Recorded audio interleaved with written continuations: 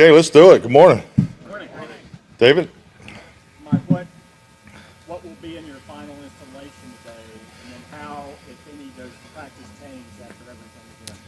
I think, number one, this is our last install, so you'll see, we kind of refer to them as exotics, but and things you may want to go back over. You always leave some room in this particular one. Every practice will reflect a lot of situations. We'll pretty much, outside of the short yardage goal line, backed up for a minute, we'll hit pretty much every situation. So that's where we are today, and then we'll clean it up this afternoon in the mock game, and they'll have the day off tomorrow, and then we'll go into the prep for the Hall of Fame game against Pittsburgh. Can you tell us about the genesis of the mojo moment, where that came from? Well, just another way of emphasizing the momentum changes in the game. Momentum is such a big part of the game of football. The ability to react to adversities. Adversity plays, situations. The ups and downs. So, you see that in the way the practice is designed. We get in and out of a number of different situations. Really heavy. It's been heavy since probably about the fourth install. So that's all by design. I felt it was an area we really needed to improve on from last year, and our players are doing a great job with it. So, yeah. So just another fancy way to say the same thing over and over again. And I think anytime you got a chance to use an Austin Powers film clip, you should take advantage of it. So. Is the team where you want it to be in terms of the final day of install?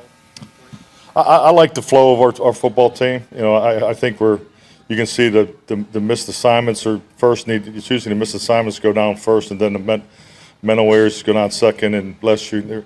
I think the biggest thing with that is missed assignment is anything that happens before the snap of the ball. Mental errors are more post snap and decision making. That's a big part of why you practice, and especially when you play against defenses that challenge you with disguise at the line of scrimmage. The work has been great. So my point is you're going to have more of those at this phase, because install practices are the hardest practices in my experience from a competitive standpoint. Now we're also very aware what the offense. The defense is very aware what the offense has in, and vice versa. So, but that's another part of this that's excellent, because then the offense has to spend a little extra time learning the new defense. And I think anytime you're sharing conversation and schematic conversations, we refer to as the cross the hall operation. So we're doing a lot more of that. Obviously, we're doing a lot more everything. Like I said, I don't even know why I compared it to last year. So we're getting into our mode. This is our process. This is the way I operate. It's the way I've always operated. So I think the players are doing a great job with it. Darwin hadn't done much the last couple of days. Setbacks, managing him, what's going on? It's a management. It's clearly a management, and I think I spent a bunch of time with those guys again last night. So I think anytime your strength and conditioning and your training staff is on the same page. So that's GPS is a tool. We don't live by it, and just it's not an absolute science, but there's definitely science to that process that you have to apply to your training environment, and we do that. So, and that's all part of how many the reps, and we're very cognizant of the players whose numbers get a little higher based on their reps for particular practices. And I think particularly when you do a bunch of situation work, you may tilt more to certain personnels than others. So you just got to be smart with that. And if a guy gets dinged in practice, and then this guy practices more, so that's all part of the training component of it.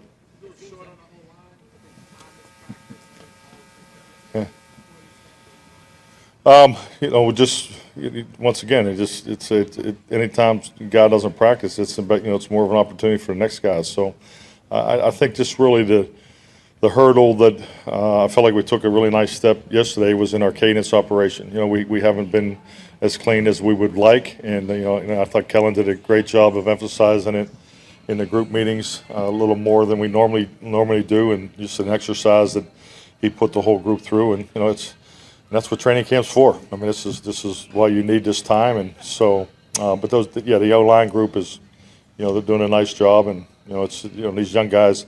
I would like to tilt some after we get through today, because we got to make sure our younger players are ready for the Canton game. With time practice again today? What I'm time sorry? practice today? Excuse me? What time I go today? Or do y'all- He'll be on the same plan. Yeah.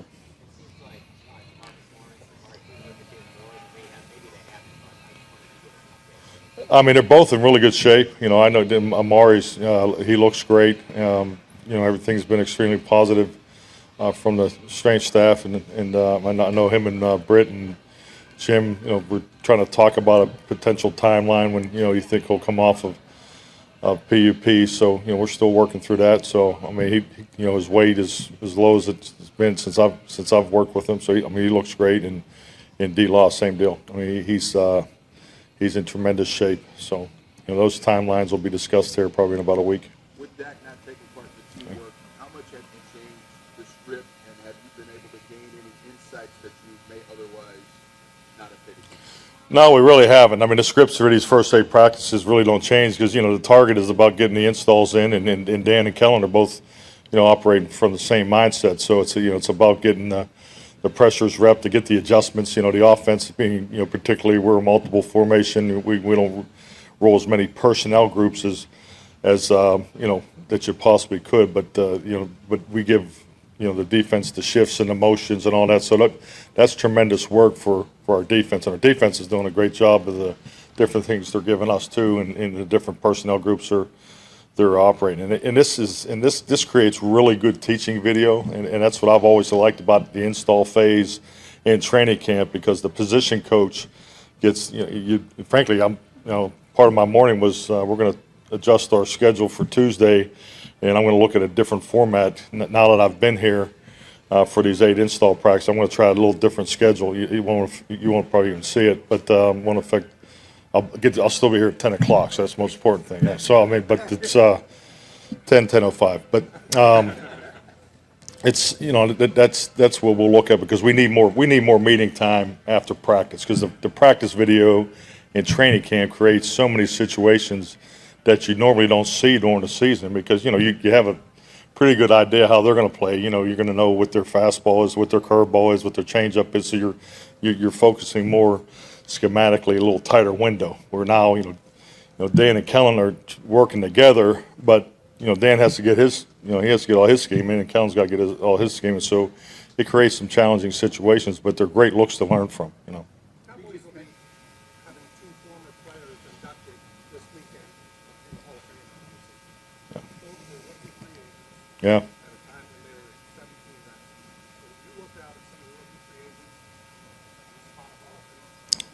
Have I spotted one yet? Oh man, well, that's a great question that I will not answer. But it's no, I think it's just a great example of, it's not where you start. You know, it's really where you finish, and that's, you know, something that I specifically talk about in the rookie orientation. You know, I think it's so important that, you know, these young men understand that, you know, yeah, it's important to be drafted, because, you know, there's a level of financial commitment to the player, you know, through the draft process, and we all understand that. But, you know, at the end of the day, every one of those young players is going to be given an opportunity. So, you know, make sure you're ready and take advantage of it. And I think there's, you know, there's so many stories like that of our game, and I think it's even more tailored to the young player in today's game, you know, than it may have been, you know, back then. So that's a real credit to those guys. you have to guard against, say, a draft pick, a high draft pick, looking at all the positives, not so negative, as opposed to the rookie free agent, Drew, Clint, going in. You have lots of times there's confirmations you want to have in your mind. Well, the other part of it too, there's a reason why you sign him as a free agent. So I mean, you know, you know, that's something that you know, both places I worked at, there's a tremendous amount of time that's spent, you know, at that part of the draft board, and rightfully so. It's a, you know, just from a financial perspective, it's a very good market to be in, you know. And so we in Dallas's process that, you know, Jerry, Steve, and have in place is different than the one that came from, and it's a preferred way because of the way they go after those free agents, so we're counting. My point is, we're counting on those guys. You know, there's going to be opportunity for those players, and I don't know what the statistic is. I never kept track of it, but I've been part of roster development where 2, 3, 4 of those guys would make your team a year, and not only make your team, but also they're part of your developmental squad. So, I think it just goes back to the first, my first statement. It's not where you start; it's where you finish. As you get closer to this first preseason game, special teams be more of an emphasis in practice, as we speak a little bit more broadly about just that value or priority placed on special teams for some of these young guys that try to go off. Well, what we do is probably is going to be cut. It's going to be tight, and frankly, the preseason games, when you play 4 preseason games, games 1 and 4 are a huge challenge on special teams, and I'm talking more about the substitution. See, the challenge that we're having is, we're going to have we'll get as we go through this practice today, but our injuries list is getting a little long, and we play Thursday night, we get back here very late Friday, and then we have the competitive practice Saturday against the Rams. So we're really, I'm focusing on the balance of reps between the game and that Saturday practice, because it's almost like a 2-part focus for us, because the practice is on Saturday, and we originally had it for Sunday, and we ended up making an adjustment there. But I got to make sure I take care of the roster from a health standpoint. So, and the reason why I'm talking about it is special teams is something that you get into these preseason games, particular games 1 and 4. You just got to watch the reps of guys, because the special team players are going to be playing more. Potentially on offense and defense. Maybe back on until Friday night, is the travel schedule following the preseason game a little different than it would be where you leave right after the game, like it would be in the regular season? Well, I was just in communication with Mike over there in Pittsburgh, and that it'll take him less time to drive from Pittsburgh to Canton than it will for us to go from here to LAX airport for a 4.5-hour flight. So that's it's all part of the gig.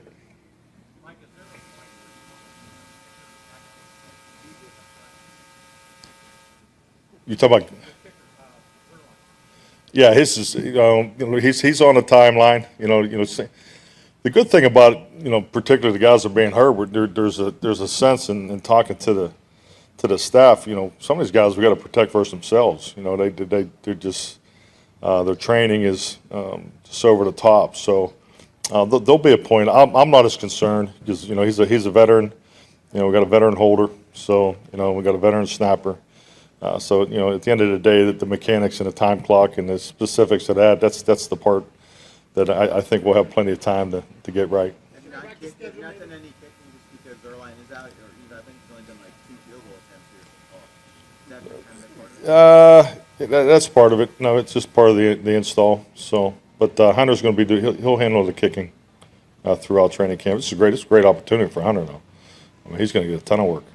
Mike, you mentioned that challenge and exercise with the offense that you felt helped improve cadence. What was that exercise? Was it something different than you've done? No, it's a cadence drill, and it's just once again, our big part of our teaching method is about emphasizing the things we need to improve on, and I think the more you can do as a group, the better. The meeting times are a little squeezed, just because of the 11-hour schedule. So, but no, it's just pushing the meeting on where we feel that the emphasis needs to be. Mike, you mentioned earlier about you're talking about the practice load here, and you're comparing to last year, and you said, well, why am I even doing that? You can't compare. Is there a level of frustration for you that you always talk about setting the tone and showing everybody what you're about and putting everything in place, that you weren't really able to do that the way you wanted to do it last year, and they didn't get a full glimpse of what it is you want and expect, or did you adjust to that? Well, I mean, I think it's like anything. You have structure and process. A huge part of my job is you touch everything that touches the football team. I mean, that's the way I've always approached this position. It's a different position for me now, because I'm not coordinating the offense. But with that, frankly, I'm thankful because of the newness of everything. And at the end of the day, you want the meetings to look a certain way. You want the interaction between the players and coaches. I'm always been very sensitive to the amount of time that the position coaches get, because anybody that's ever been a position coach in this league, which we all have at some point in our career, those guys are stressed to cover a lot of information, down to the detail with their players, and if you're not careful, it's easy to just keep taking their time away from it. It's no different than when you put together a practice schedule. When you're looking to cut back, it's the first thing everybody wants to do is what? To cut the O&D fundamental drills, and that's, and if and if you truly believe you're a fundamentals coach and so forth. So it's just, once again, it's rest and recovery and efficiency of being on the field and workload capacity and stress points of everything. You're trying to manage it, but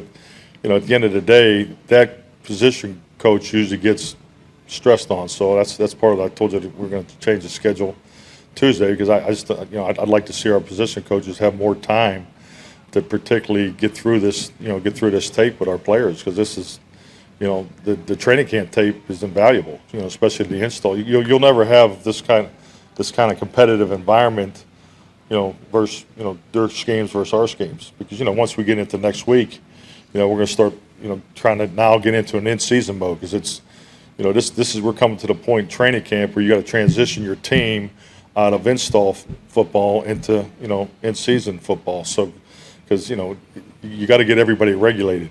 These big part of my job is to make sure things flow, they're efficient. Players can get into a routine. To get their habits in order, and we'll start that next week out here, and then when we get into the go back to Dallas, we'll be in the Houston week, and that Houston week will be our first week of where we'll operate on an in-season schedule. Because you want to get those rhythms and patterns and rhythms established before particularly you get into that first Tampa Bay week, which is going to be, and we got a lot of everybody knows our schedule. I don't think we have a full, like a normal 7-day flow into a game to probably like week 5. So it's too much information. Dak talked about it across the hall conversations with the defense on Friday. Randy talked yesterday about trading ideas with Myron after practice.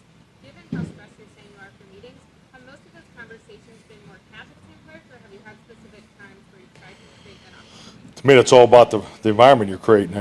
We felt as a staff, and it's a credit to the staff and players and the commitment that the players made through our off-season program. We felt that we could take 45 minutes out of our meeting time in the morning and meet on the field. So and that's where those conversations, because end of the day, so much of the game of football and the training, your football team is structured and organized. The real stuff's the organic process between players. At the end of the day, the players play the game. I've always coached the quarterback position and through experience. I mean, you want to coach smart players. I'm not interested in being a smart coach, because if the players don't get it and they're not, because they're the one playing, and that's the part you just stay on top of, because and our job is to regulate the training and just make sure we're not doing too much or not enough. But it's all about the players. It has to be about the players. That's why I believe in getting into no huddle offense from day one, because at the end of the day, there's so much that goes on at the line of scrimmage, and that's a huge gap a young player has coming into this league, that you have to get them up to speed. So, because head coaches, our competition is how we train our team, how we practice, how we meet, how we, and that's the stuff that it's not really seen, but that's the difference between certain programs, because we all have the same amount of time, but it's what you do with the time. This training camp has been your first opportunity to observe Lyle Collins practice consistently.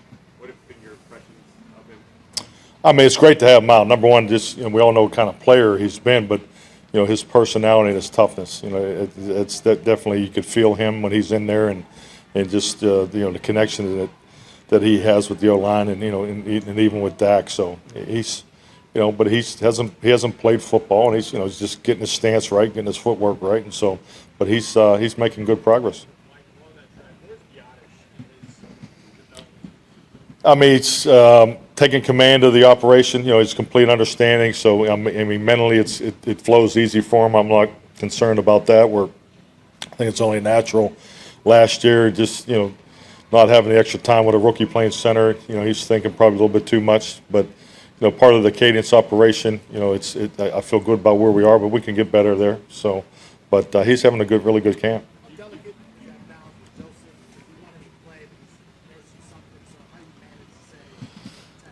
At the end of the day, the physical part of it, especially this time of year, will drive those decisions because it's a long training camp. We're fortunate we have 4 games, and so we're cognizant of that, and that'll play into the factor with all the guys that are dealing with injuries, especially going into Canton. Do you expect Connor Williams at some point to see first team reps at center? He's willing to work with the 2s and 3s at that position. I mean, you like to give everybody reps, yeah. I mean, Connor, his progress has been really good. I feel good about seeing him in the live action, but when he plays right now, I'm not really concerned with it. But it's important. Tyler's a young player. I mean, Tyler needs to play. So, and I think the fact that we've talked about this here before, the guards and the centers are all trained the same. So, it's just the biggest thing for Connor is the cadence operation and the detail in that. How important is your leadership council? Oh, I think it's very important. I think it's a great opportunity for them. I've done this a few years, so I've done it different ways, and I think going back to the word organic, they're not. I don't use the leadership council to deliver messages, for me or push certain things. It has to be. They have to take advantage of the opportunity to utilize the council, and the council has to be a two-way street. But I've done it where I've met with those guys a lot. And I've done where I didn't meet with them hardly at all, and it really, the individuals on your council will drive how much they do, or how much is needed too. So it's different for every team, it's different every year. But I think it's a great bunch of guys, and it was a group that, I mean, you obviously could have had more on there. I mean, that's a good challenge to have, and but I'm hopeful and confident that they'll take advantage of the opportunity to be on the council. 14. Is that something that the staff and coaches decided on there? Staff's decided, yes.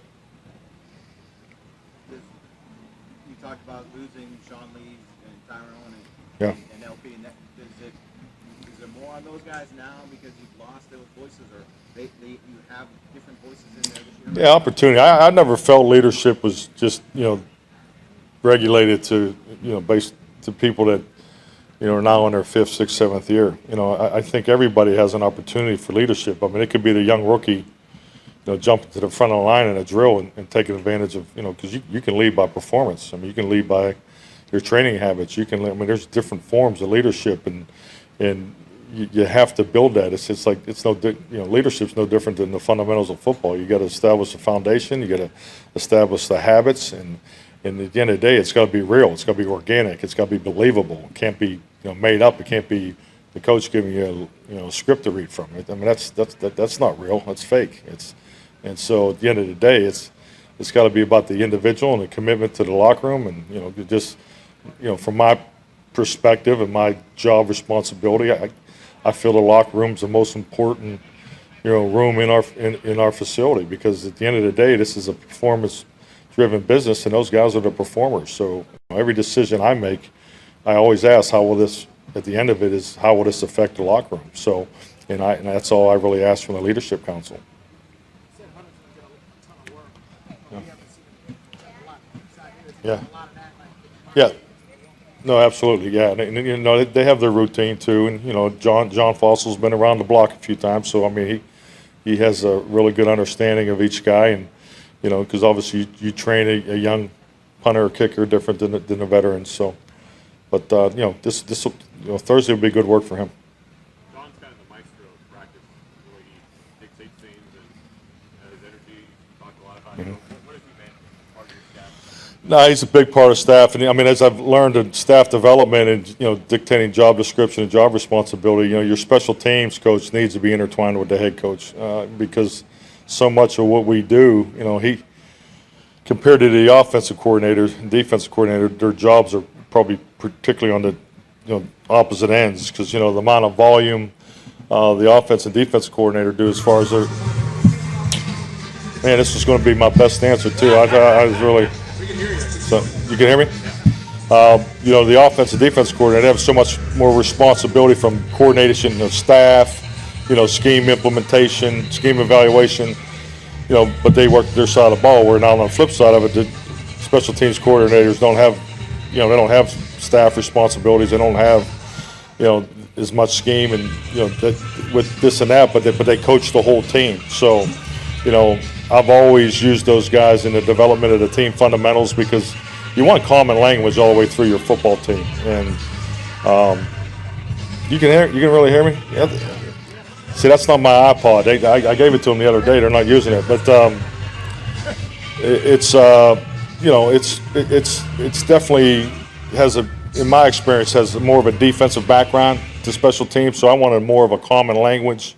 That the offensive guy go, okay, just punt protections is, it's the same technique or the same language as we use on offense, vice versa. So, so having John involved in the fundamentals and the teaching of that, it's really just to keep us all on the same page language-wise. So we're all, we're all going to teach it the same way, But I think when sometimes you hire veteran coaches, everybody has a system. They have a language, and so being new last year, because the offensive language is brand new for me too. So keeping common language, I just think it's a better teaching process. So what is in your iPod?